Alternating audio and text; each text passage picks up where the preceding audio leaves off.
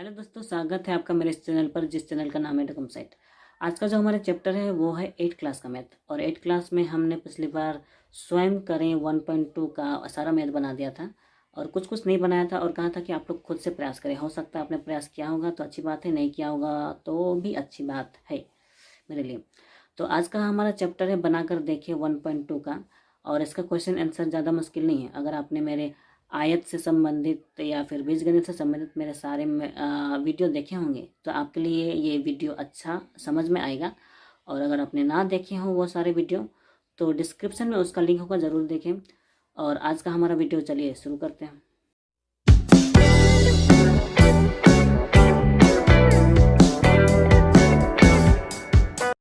दोस्तों, जैसा हमने कहा कि आज हम प्रयोग करके देखें 1.2 से स्टार्ट करेंगे, ठीक है। और पिछली बार तो हमने यहाँ पे स्वयं करें 1.2 का स्टार्ट किया था और इसे हमने पूरा कर दिया था। इसमें शायद कुछ छोड़ा था, ये सोच के कि आप लोग इसे कर देंगे, ठीक है। और मुझे यकीन है आपने किया होगा क्योंकि ये सारे बहुत ईजी हैं, ठीक है। प्रयोग करके देखिए। इसमें 1.2 में कुछ शॉर्ट क्वेश्चन जैसा कुछ है। इसमें आपको इसमें दिमाग लगाना है। निम्न प्रतीक की सप्तम यानी कि सातवां सजावट में लगी काठियों की संख्या लिखें, ठीक है।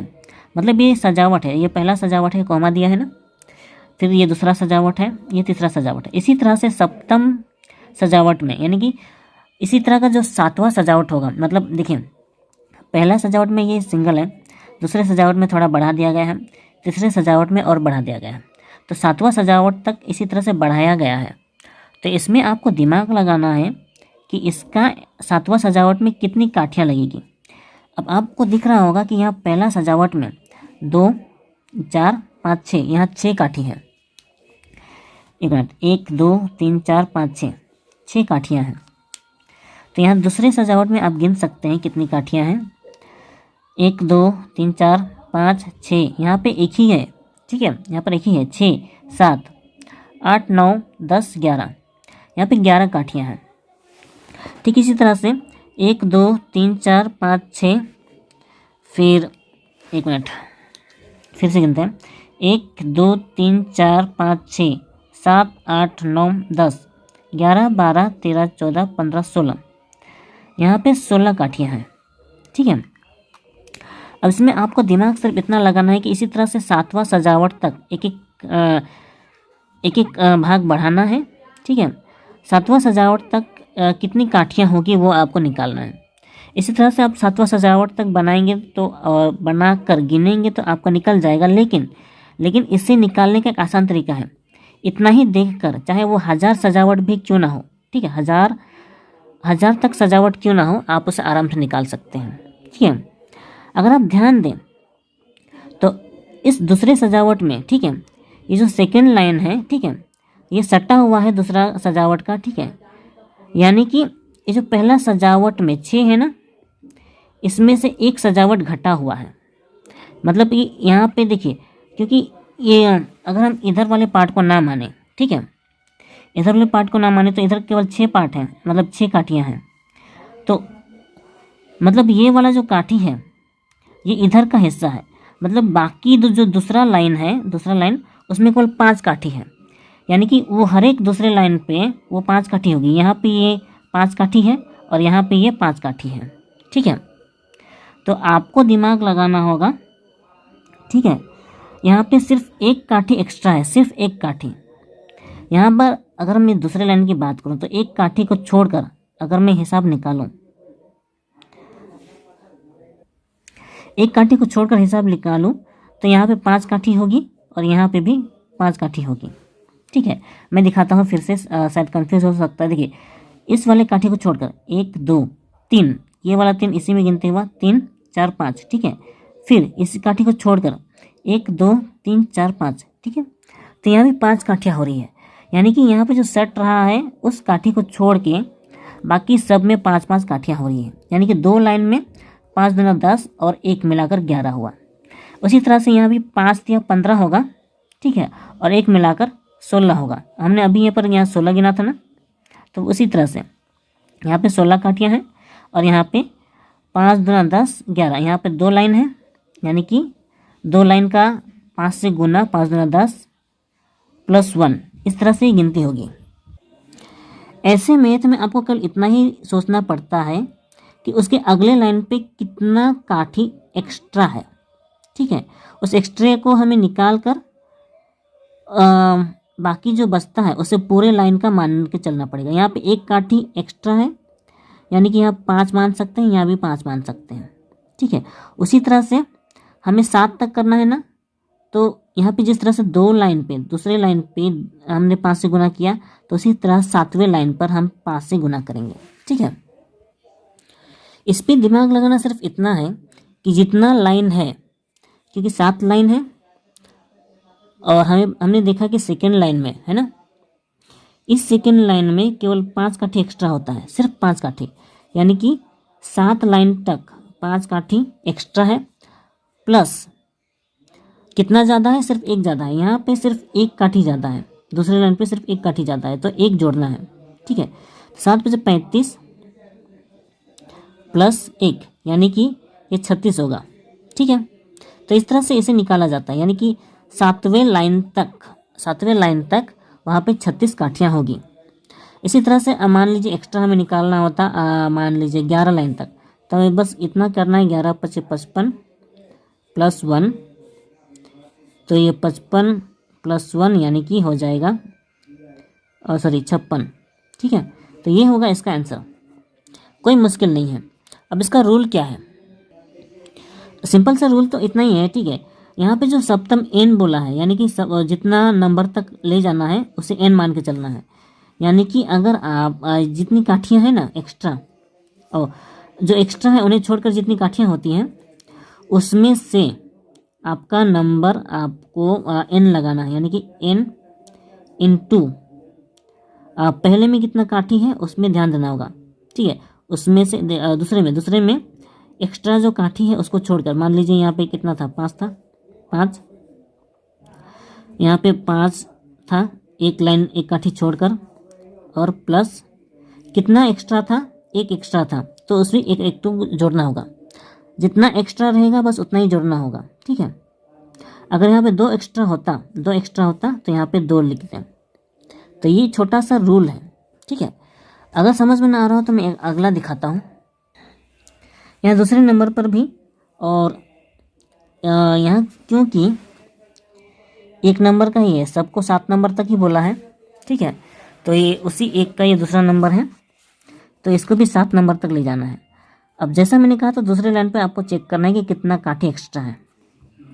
अगर हम पहले लाइन की बात करें, तो यहाँ पे 1 2 3 4 5 6 7, यहाँ पे 7 काठी है, ठीक है, 7 काठी है। अब यहाँ पे कितना एक्स्ट्रा है, अब देखिए, क्योंकि ये वाला लाइन को और ये वाला लाइन को जो मिलाता है, ये बीच वाला है ना, ये बीच वाला काठी मिलाता है, यानी कि यहाँ पे 2 काठी एक्स्ट्रा है, सिर्फ 2 काठी।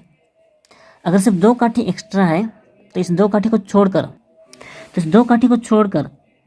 दो काठी छोड़कर कितने बचते हैं, अगर हम इसमें से 2 काठी निकाल दें तो 1 2 3 4 5, फिर से गिने 1 2 3 4 5, यानी कि हमें केवल 5 गुना करना है n से।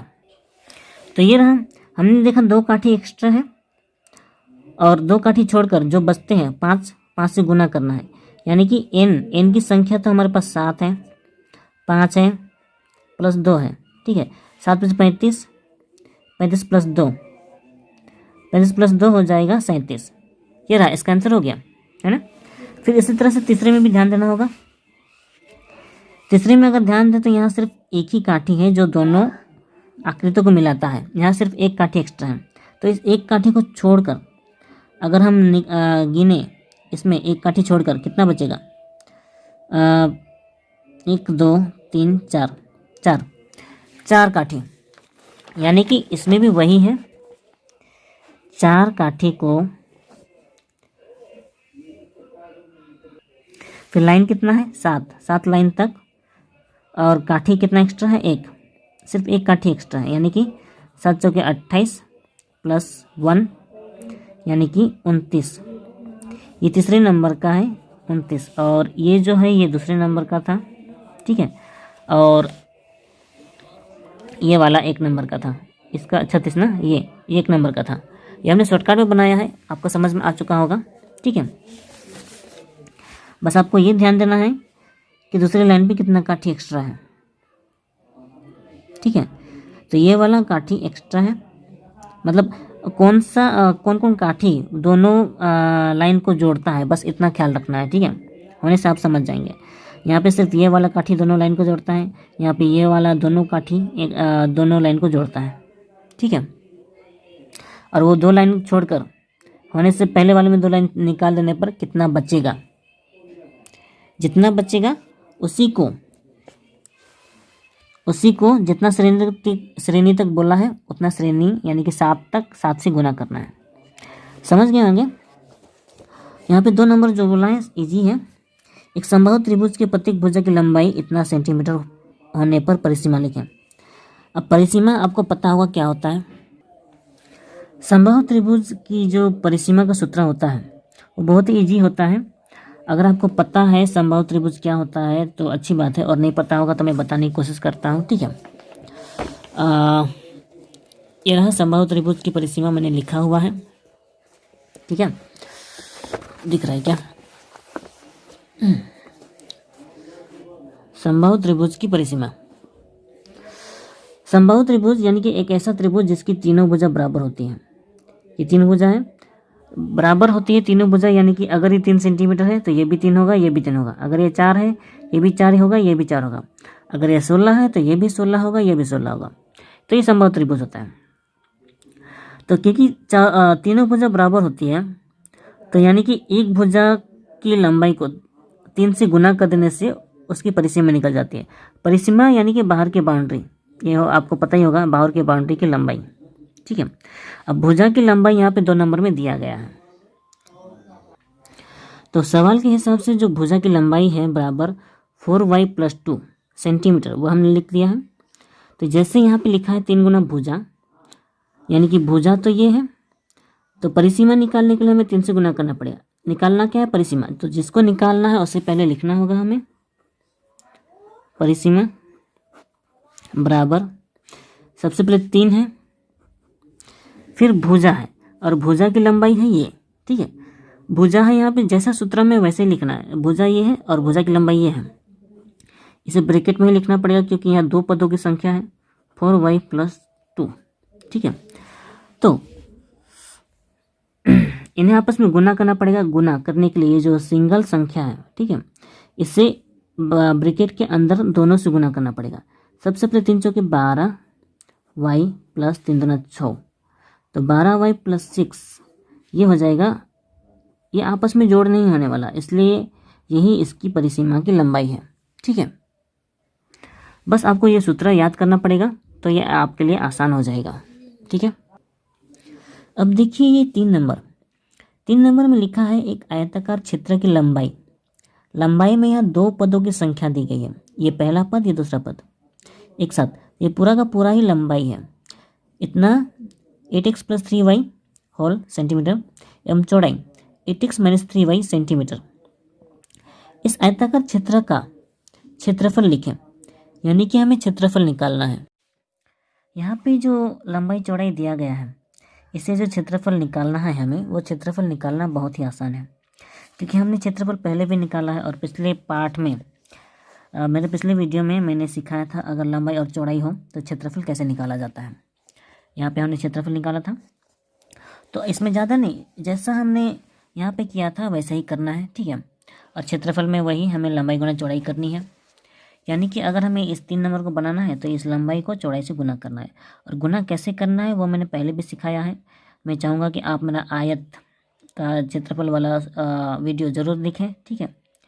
या फिर इस वीडियो का जो मेरा पहला वाला वीडियो है, ये वाला, हमने जब ये समाधान किया था, ये वाला वीडियो देखेंगे तो समझ में आ जाएगा, ठीक है।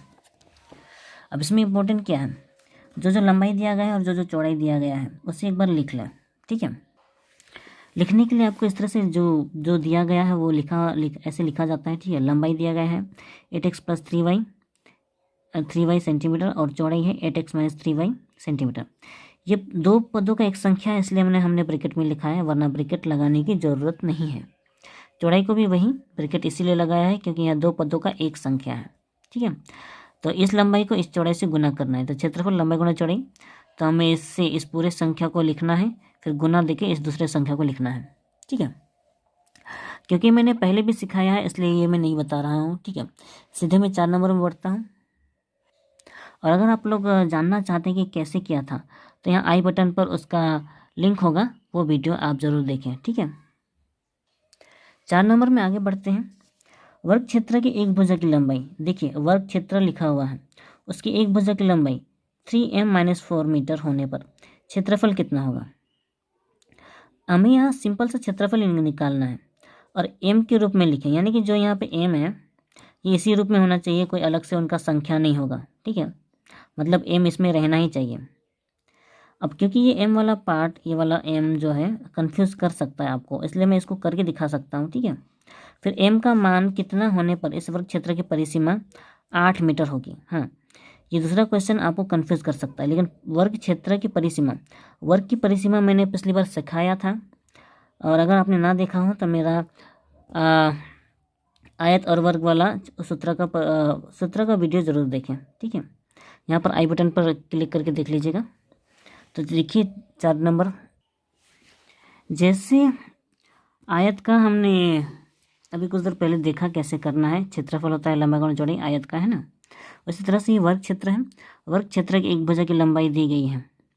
वर्ग क्षेत्र में एक ही भुजा की लंबाई दी रहती है और उसी से हमें क्षेत्रफल निकालना होता है, क्योंकि क्षेत्रफल का सूत्र बहुत आसान है। क्षेत्रफल वर्ग क्षेत्र के, यहाँ पे लिख सकते हैं हम वर्ग का क्षेत्र, वर्ग का क्षेत्रफल, ये क्षेत्रफल निकालना ज़्यादा मुश्किल नहीं है। क्षेत्रफल का सूत्र होता है भुजा गुना भुजा, ठीक है, भुजा गुना भुजा। और भुजा हमारे पास पहले से ही दिया हुआ है 3m-4, यानी कि 3m। वैसे इसको एक और पार्ट में लिखते हैं, ठीक है। भुजा गुना भुजा है तो यहाँ पे भुजा स्क्वायर भी लिखा जाता है, ठीक है। भुजा गुना भुजा, भुजा स्क्वायर मैंने पिछली बार बताया है, नहीं पता होगा तो एक बार वीडियो देख लीजिएगा, ठीक है। अब भुजा है, भुजा की लंबाई ये है, तो हम लिख सकते हैं 3m-4। यहाँ पे होल स्क्वायर है, ध्यान दीजिए होल स्क्वायर बाहर में है तो होल स्क्वायर बाहर दिखेंगे, ठीक है। ये पूरा का पूरा एक ही पद, 2 पद का एक ही संख्या है, इसलिए उसके बाहर में स्क्वायर है। अब देखिए a-b होल स्क्वायर जैसा दिख रहा है, ठीक है। यहाँ पे जो भुजा गुना भुजा लिखा है, अगर आप वैसे ही लिखते हैं, ठीक है, ये 3m-4 फिर गुना फिर से भुजा 3m-4, अगर ऐसा लिखते हैं तो इससे लिखें या फिर इसे लिखें एक ही बात है, क्योंकि ये सूत्र के रूप में है तो हमें पता है इसका सूत्र क्या होता है।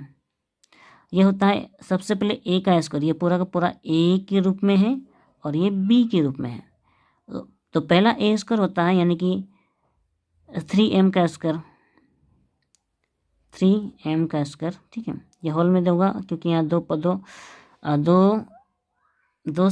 दो संख्या राशि का गुणनफल है, ठीक है। माइनस, देखिए a स्क्वायर -2ab होता है, 2 ये रहा a के रूप में, ये दोनों है, a के रूप में 3m है, ठीक है।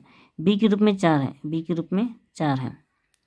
फिर प्लस, सूत्र में प्लस होता है, प्लस 4 का स्क्वायर, क्योंकि यहाँ पे b का स्क्वायर होता है, a square -2ab plus b square, ठीक है। a के रूप में ये और b के रूप में ये, तो जैसा सूत्र होता है वैसा हमने लगा दिया।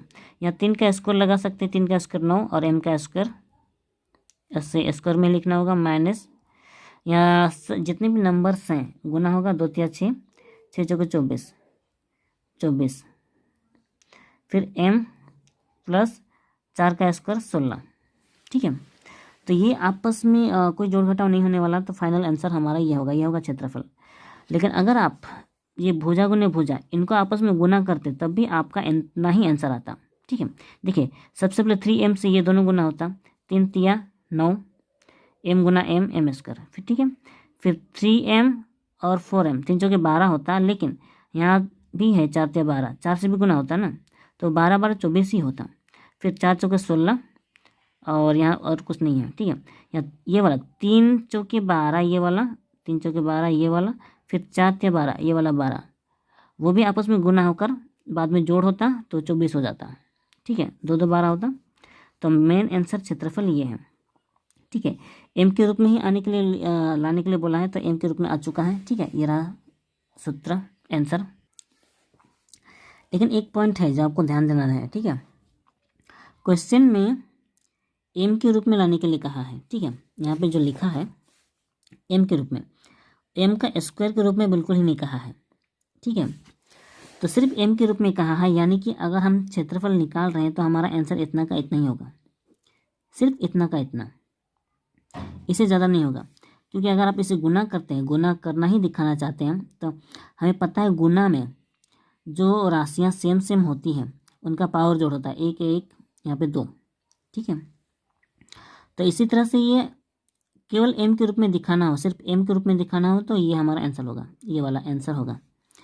तो इसे लिखने की ज़रूरत नहीं है, ये भी आंसर है लेकिन इसको लिखने की ज़रूरत नहीं है। ठीक है, अब क्वेश्चन में कहा है एम का मान कितना होने पर इस वर्ग क्षेत्र की परिसीमा 8 मीटर होगी, यानी कि हमें परिसीमा निकालना है 8 मीटर। ठीक है, तो हमें पहले परिसीमा निकालना होगा, वर्ग क्षेत्र की परिसीमा जो दिया गया है परिसीमा, हमें उससे ही निकालना होगा भुजा की एक लंबाई से। ठीक है, तो भुजा हमारे पास पहले से दिया हुआ है, या हमने पहले से लिखा हुआ है भुजा, तो सीधे सीधे परिसीमा निकाल सकते हैं। परिसीमा होता है 4 गुने भुजा, बस इतना ही, बहुत इजी है, 4 लिखना है। और भुजा हमारे पास है 3m-4। ठीक है, ये हो गया परिसीमा। अब परिसीमा क्वेश्चन में पहले से दिया हुआ है। ठीक है, मैंने एक वीडियो में सिखाया है।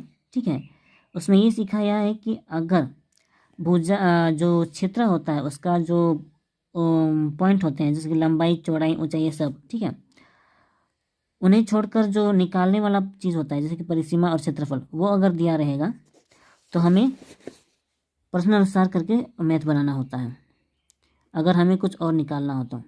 ठीक है, प्रश्न अनुसार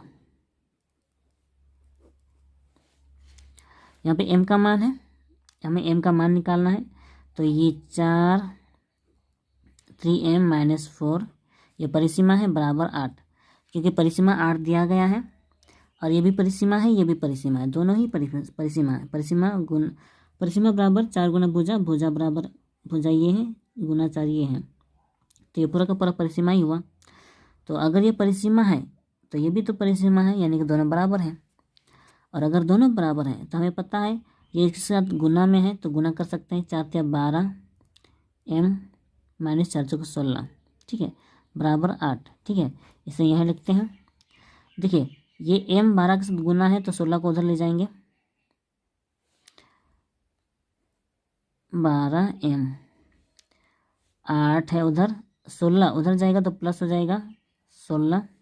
ठीक है, फिर इसमें से हमें केवल m का मान निकालना है, तो हमें 12 को अलग करना होगा, पहले इसे जोड़ना होगा। 16 और 8 कितना होगा, 16 और 8 हो जाएगा 24। ठीक है, और 12 जो है, क्योंकि इसके साथ गुना में था, गुणनखंड था, तो m से अलग हुआ तो वह नीचे चला जाएगा। ठीक है, फिर ये कटेगा, 12 × 24, यानी कि m बराबर 2, यानी कि मैं यहाँ लिख सकता हूँ m बराबर 2। यह है इसका फाइनल आंसर। ठीक है, तो इस तरह से हमें किसी एक मान का निकालना होता है। देखा जाए तो ये 4 नंबर तक सारे शॉर्ट क्वेश्चंस थे, लेकिन फिर भी इतना बनाने में ही वीडियो थोड़ी लंबी हो गई। ठीक है, ये 3 नंबर आप लोग खुद से प्रयास करेंगे तो हो जाएगा। ये जो 5 नंबर से है ये हम अगले चैप्टर में पूरा करेंगे, कोई मुश्किल नहीं है, अगर आप ध्यान से देखेंगे तो समझ में आ जाएगा। ठीक है, तो आज के लिए बस इतना ही। वीडियो अच्छी लगी हो तो आपको पता ही क्या करना है, लाइक करना है। और अगर आप चाहते हैं कि ये भी और किसी को भी सीखना चाहिए और किसी को भी आना चाहिए, तो आप इस वीडियो को शेयर कर सकते हैं। और अगर आप चाहते हैं कि इस तरह के मैथ के नोटिफिकेशन आपके मोबाइल में आए तो प्लीज़ सब्सक्राइब कर दीजिएगा। ठीक है, तो मिलते हैं अगले वीडियो में, तब तक अपना ख्याल रखें, खुद सीखें और दूसरों को सिखाएं।